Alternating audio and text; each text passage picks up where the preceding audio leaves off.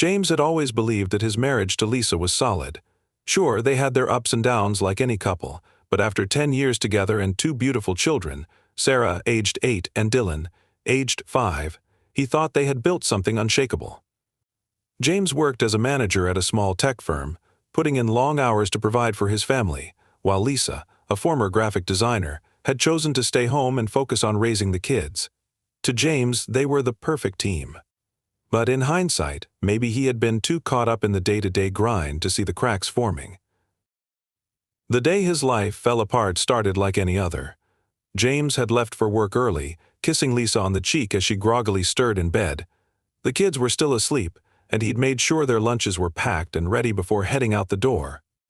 At work, he'd been going over spreadsheets when a sudden power outage shut down his computer. The office manager told everyone to take the rest of the day off, as repairs would take hours. James decided to seize the rare opportunity to spend extra time with his family. He stopped by a bakery to pick up a box of Lisa's favorite pastries, thinking it would be a sweet surprise. When James pulled into the driveway, he noticed something odd. Eric's car was parked outside. His younger brother had always been welcome at their house. James had helped him through college, and Eric had even stayed with them for a while after a bad breakup. But it was strange for him to be here unannounced in the middle of the day. Maybe he was helping Lisa with something. James shook off the unease creeping into his chest and walked inside. The house was unusually quiet. Normally, at this time, Dylan would be watching cartoons and Sarah might be reading on the couch. James called out, "Lisa? Eric? Where is everyone?" No response. He placed the pastries on the kitchen counter and noticed 2 coffee mugs and an empty wine glass in the sink. That uneasy feeling returned, stronger now. As he made his way toward the stairs, James heard muffled voices coming from the master bedroom. His heart started pounding and his palms grew sweaty. He pushed the door open without knocking, and the sight before him froze him in place. Lisa and Eric were in bed together, wrapped in sheets, their faces a mixture of shock and guilt. "James!" Lisa exclaimed, pulling the sheet tighter around herself. This isn't what it looks like." But it was exactly what it looked like. Eric didn't even bother to say anything. He just sat there, wide-eyed and frozen, like a deer caught in headlights. James felt a wave of emotions crash over him: anger, betrayal, confusion. His voice shook as he said, "Get out. Both of you. Now." Lisa tried to protest, stumbling over her words. "James, please, just let me explain." "I said get out," James roared, his voice echoing through the house. He couldn't bear to look at them any longer. He turned and walked out, slamming the bedroom door behind him. Eric scrambled to get dressed and was the first to leave, avoiding James's furious glare as he bolted out the front door. Lisa followed shortly after, her face pale and tear-streaked. She tried to reach for James's arm, but he pulled away. "We'll talk later," she said quietly before leaving, but James didn't respond. He stood in the living room for what felt like hours, staring blankly at the floor. The pastries he'd brought sat untouched on the counter, a cruel reminder of his earlier optimism.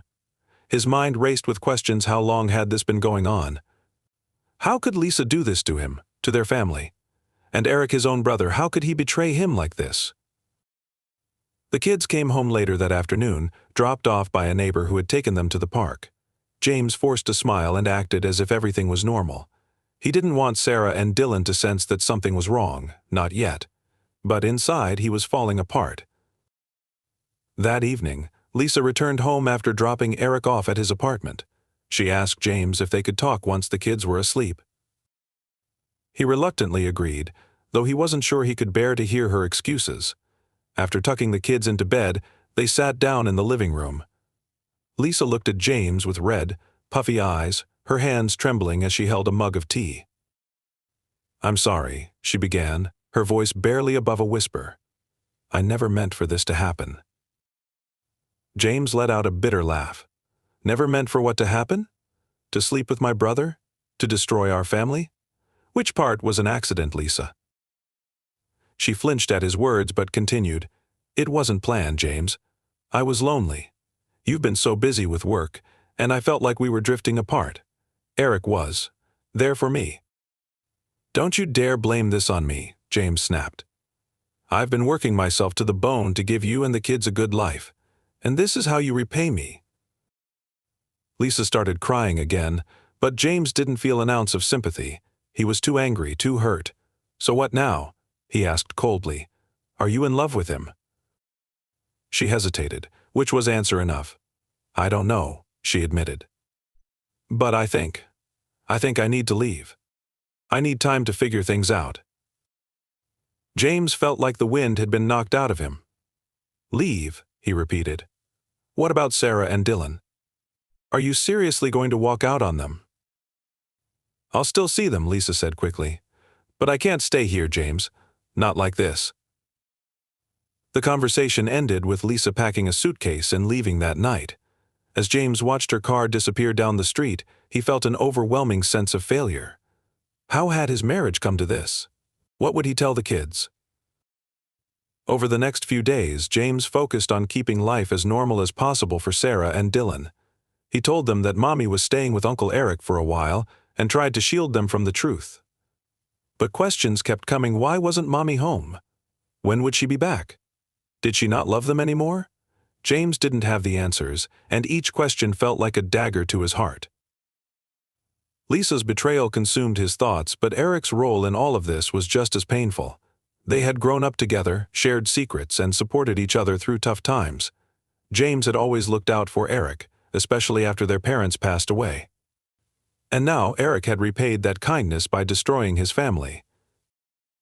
One evening, James sat alone in the living room, the weight of everything pressing down on him. The kids were asleep, and the house was eerily quiet. He stared at a photo on the mantel, him, Lisa, Sarah, and Dylan at the beach last summer. They all looked so happy, so carefree. It felt like a lifetime ago. He knew he couldn't let the betrayal define him. He had 2 kids who needed him, and he couldn't let them down. But as much as he wanted to focus on moving forward, he couldn't shake the anger and heartbreak. The people he trusted most had broken him, and he had no idea how to pick up the pieces. The first few weeks after Lisa moved out were overwhelming.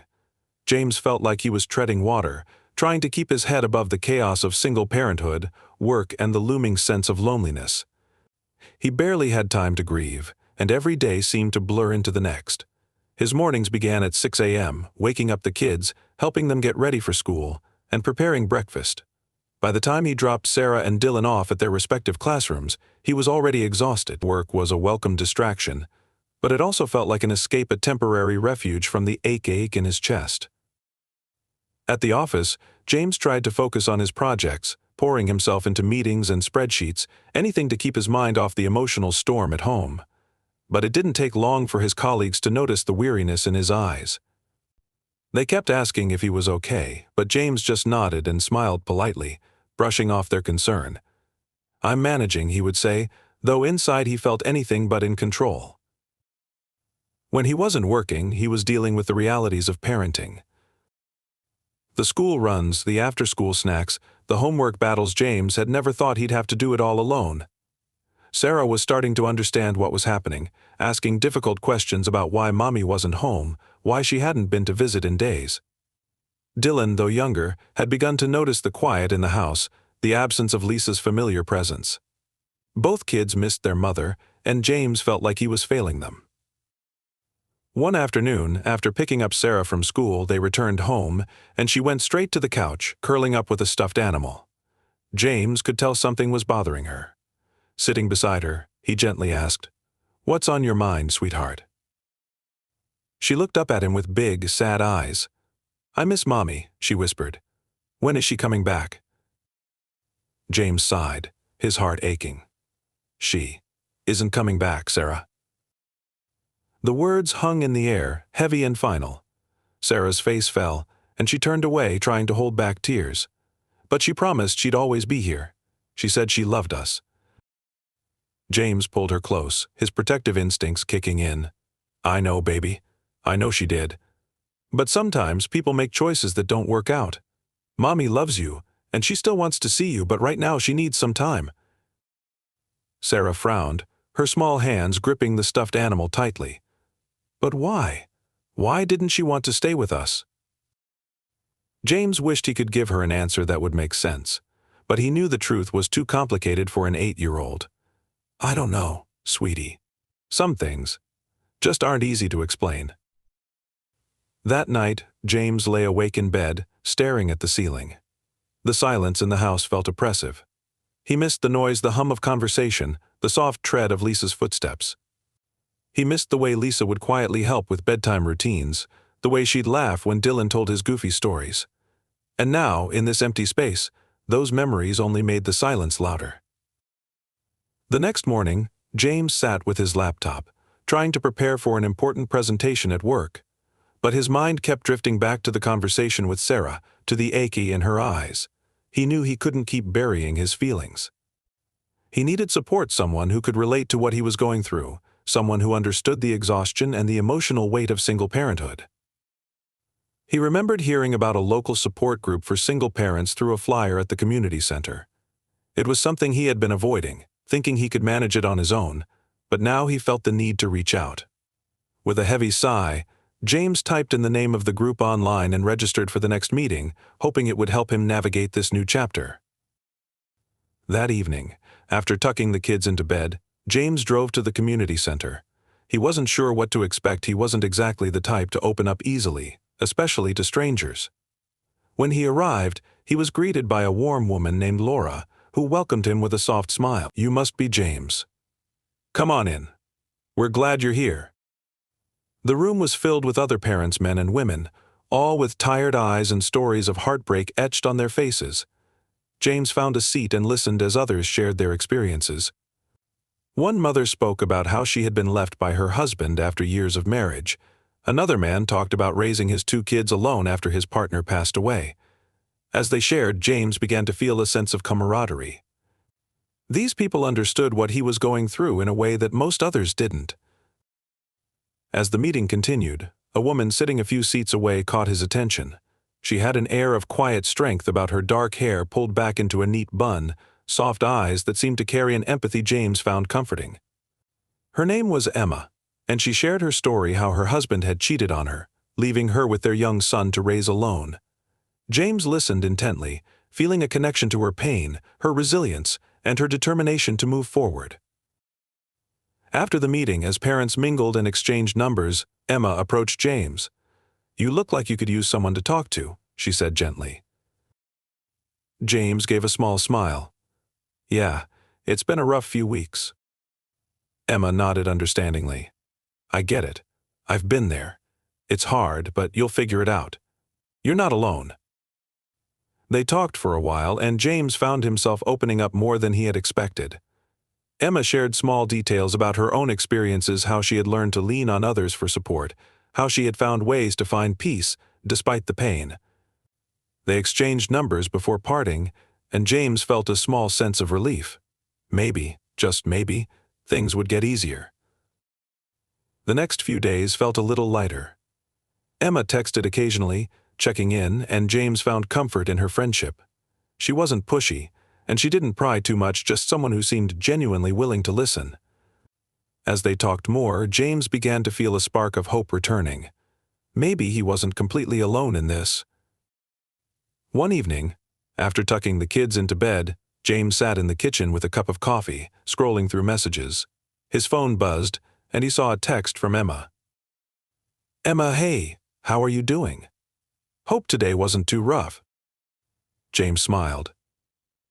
It was nice to know someone cared, he typed back. James, it's been. Okay, work's busy, but I'm managing. The kids are keeping me on my toes. Emma responded quickly. Emma, I know what you mean. It's a constant balancing act, isn't it? But you're stronger than you think. James took a deep breath. For the first time in weeks, he felt like he had someone on his side, a connection he could lean on. It gave him a glimmer of hope, a sense that maybe things could get better, even though the road ahead still seemed long and uncertain.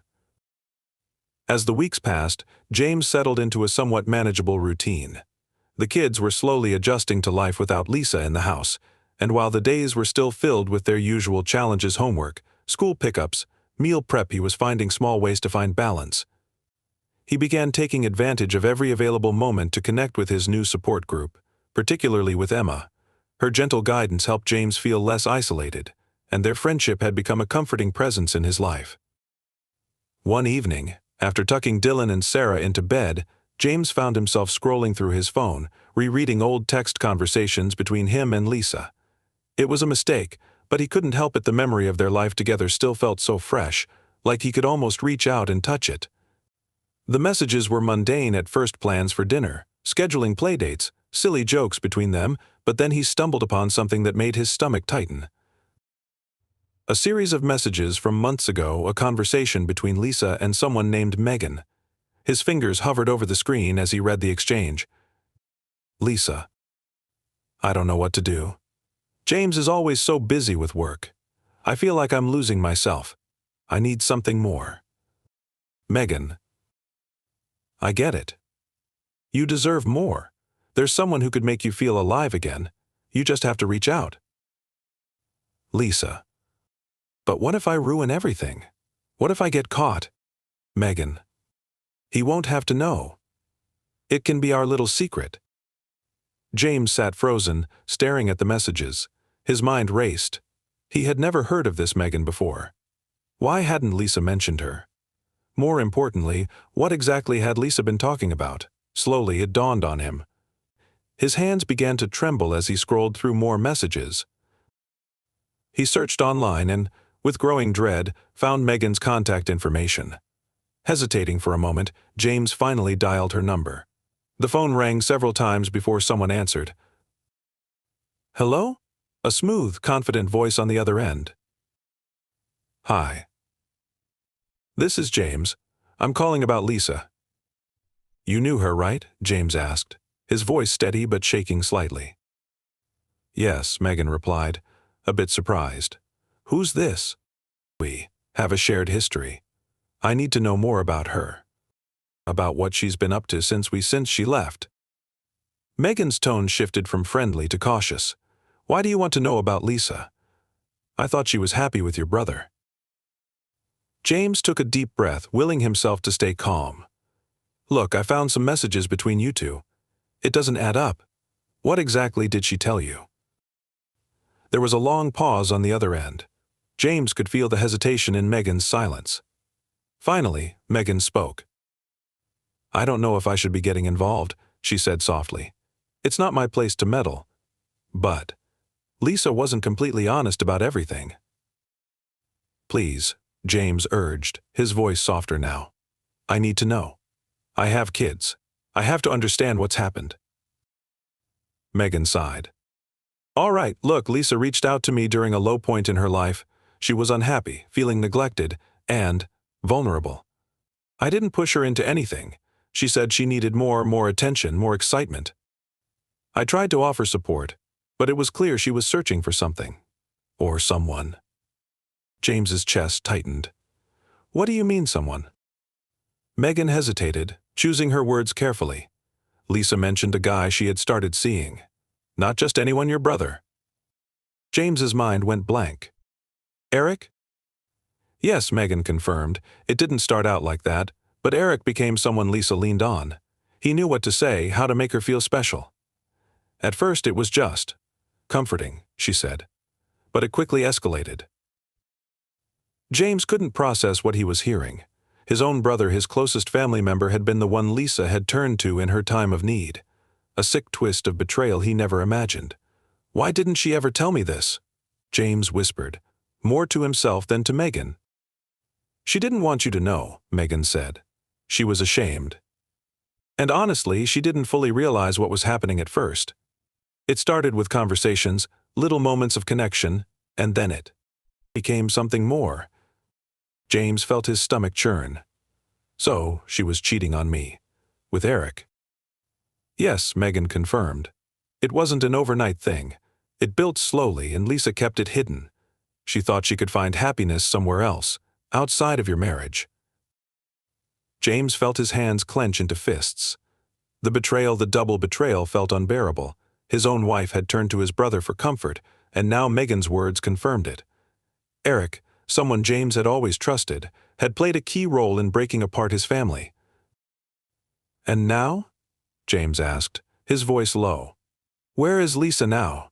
Did she? Does she regret any of it? Megan sighed again. Honestly, I don't think she fully understands what she's done. Lisa is. Well, she's regretting things now that things aren't going well with Eric. But she still sees him, even though it's falling apart. James's mind whirled. The pieces were starting to make sense now. Lisa hadn't just walked out of their marriage because she was unhappy. She had made a deliberate choice. A choice to pursue something else, something that involved his own brother. "How are the kids?"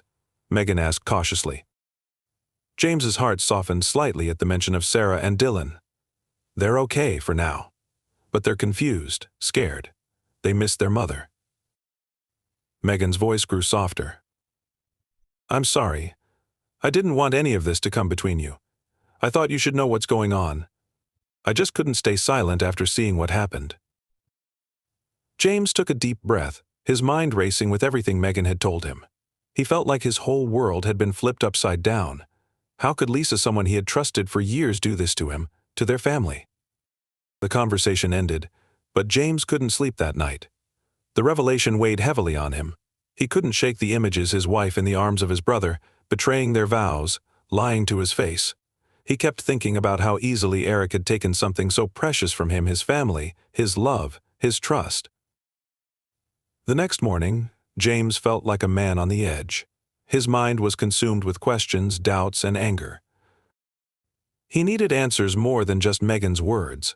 He had to confront Eric. Later that day, he saw Eric at a cafe, sitting by himself, sipping coffee. James's heart was pounding, but he forced himself to walk over. "Eric," James said coldly, standing over his brother, "we need to talk. Now." Eric looked up, surprised, but there was no hiding the guilt in his eyes. He knew what he had done. "James," Eric began, but James cut him off before he could finish. "No, you don't get to say anything. I know everything. Megan told me everything about you and Lisa." His voice was icy firm. Eric's face paled slightly, but he tried to mask his emotions. "James, it's not what you think." "Not what I think. You slept with my wife. You lied to me. You let me believe we were family." James's voice rose, anger seeping into every word. Eric looked away, unable to meet his brother's eyes. "It didn't mean anything." "That's a lie. You didn't just sleep with her, you used her. Manipulated her when she was vulnerable. You knew she was hurting, and you took advantage of it." Eric shifted uncomfortably. "It's not like that. It just happened." "Happened?" James's voice cracked. "You're my brother. My own brother. You didn't care about us, you just cared about yourself." Eric's silence spoke volumes, confirming everything James already suspected. His own flesh and blood had destroyed what little remained of James's trust. "You've ruined everything," James said quietly. "You and Lisa, both of you. You've shattered my family." Eric's expression was pained, but it didn't offer any true remorse. He was trying to minimize it like it was just another mistake, easily brushed aside. James stepped closer, his voice hard and unforgiving. "Stay away from me. Stay away from my kids. You're not welcome in this family anymore, and if I find out you're trying to worm your way back in, I'll make sure you regret it." Eric looked at his brother, realizing the full scope of what he had done, of what he had lost. But it was too little, too late. As James walked away from the cafe, he felt a strange mix of relief and sorrow. He had confronted the betrayal head-on, but it didn't change the fact that his family, his marriage, his trust had been destroyed. And the worst part was that it had been broken by two people he had loved the most. He had only one thought now: he had to protect his kids, no matter what it took. The days after confronting Eric were difficult for James. He felt like he was walking a tightrope, trying to keep his emotions in check while navigating the daily responsibilities of being a single parent. The bitterness between him and his brother hung in the air, unspoken but undeniable. It felt like the bond that had once tied them together had been irreparably severed, and no amount of words could undo what had happened. James was consumed with anger, disappointment, and above all, a gnawing ache deep in his chest, a reminder that his life had been shattered by the people he had trusted the most. Despite his best efforts to appear composed in front of Sarah and Dylan, The truth of what had transpired weighed heavily on his shoulders. His nights were restless, filled with thoughts of what had gone wrong, of what Lisa had been searching for, what had made her turn to his brother. It was like a constant loop of questions without answers. One evening, James found himself sitting at the kitchen table, scrolling through old photos on his phone. He stopped at a picture one of their family vacations, Lisa standing beside him, their kids beaming in the background. The memory hit hard, stirring a wave of emotions.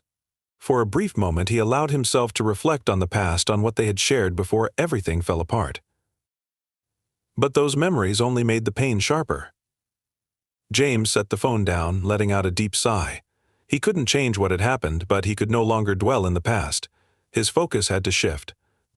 His kids needed him now more than ever, and he had to find a way to move forward for their sake. The next morning, James was sitting in the kitchen, preparing breakfast for Sarah and Dylan, when his phone buzzed. It was a message from Emma. "Emma, hey. I was thinking about you. How have you been holding up?" James smiled, feeling grateful for her thoughtfulness. It had been a slow process, but Emma's friendship had been a steady source of comfort these past few weeks. She had listened to his pain without judgment, and slowly, their bond had grown stronger. He replied with a simple message. "James, hey. Things have been rough, but I'm trying. Kids are keeping me busy." A few minutes later, Emma responded. "Emma, I know it's tough, but I'm here if you need someone to talk to. I understand what you're going through. Maybe we can grab coffee later?" James felt a warmth spread through him at her words. The idea of spending time with someone who genuinely cared for him was comforting, and more than that, it felt right. It had been a long time since he had felt truly connected to someone. "James, I'd like that. Let's do it." That afternoon, they met at a cozy cafe on the corner of Main Street. The place was bustling with afternoon chatter, the smell of fresh coffee and pastries lingering in the air. James spotted Emma sitting at a small table by the window. She looked relaxed, a warm smile on her face as she waved him over.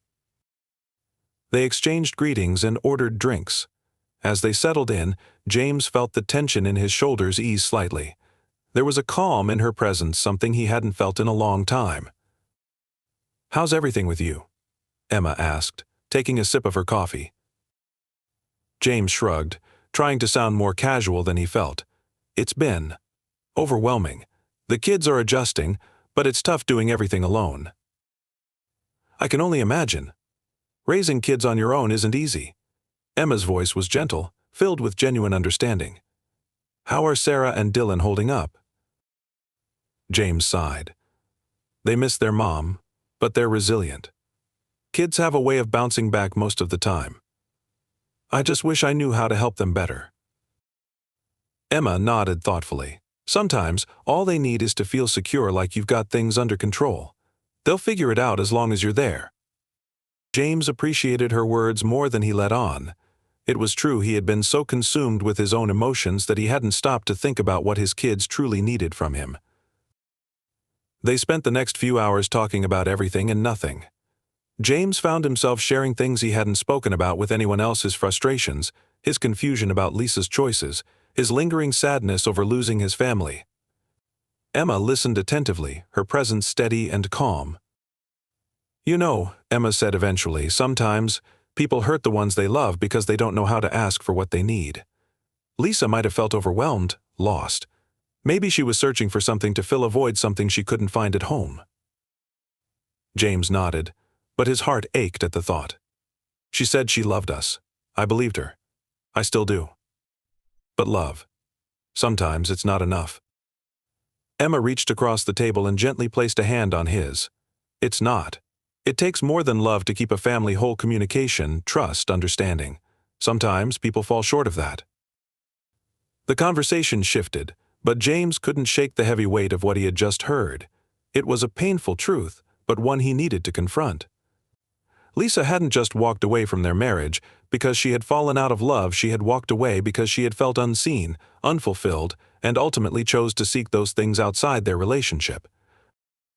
Later that night, James lay in bed, staring at the ceiling, replaying the day in his mind. Emma had given him something more than simple comfort. She had made him see things from a clearer perspective. His love for Lisa had been real, but it hadn't been enough to keep her from searching elsewhere. And now, as painful as it was time to stop holding on to what had been and start looking at what could be. The next morning, James took a deep breath and began to think about how he could create a new future, not just for himself but for his kids. He couldn't fix what had happened, but he could move forward.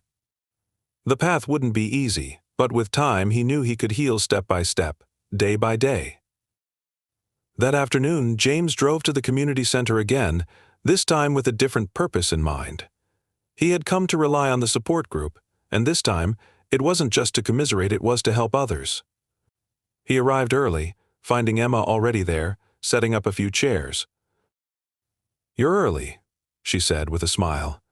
"Ready to dive in again?" James nodded, his heart steady.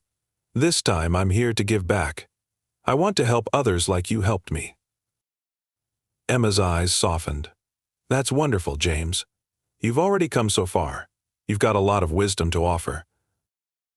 And so they began to build something together, a community, a space where people could share their stories and support one another. Slowly, James realized that while his family had changed, his purpose hadn't. He was still meant to be a father, still meant to be a source of strength for his children, and now he could be more. That evening, James returned home to his kids, feeling lighter. He hugged them a little tighter, kissed their foreheads a little longer. He still had a long road ahead, but for the first time in a while, he felt a renewed sense of purpose. Life had been torn apart, but it was also beginning to take shape again slowly, bit by bit. As he tucked the kids into bed, Sarah asked him a question that made his heart ache but also gave him hope. "Daddy, do you think we'll ever be happy again?" James sat down beside her, smoothing her hair back. "I don't know exactly what the future holds, sweetheart, but we'll find happiness together. It might take time, but we'll get there." For the first time in weeks, James smiled a genuine, hopeful smile. The road was uncertain, but he was no longer walking it alone. He had found new strength, new purpose, and with that, he would do everything he could to rebuild the life he had lost. The healing had begun.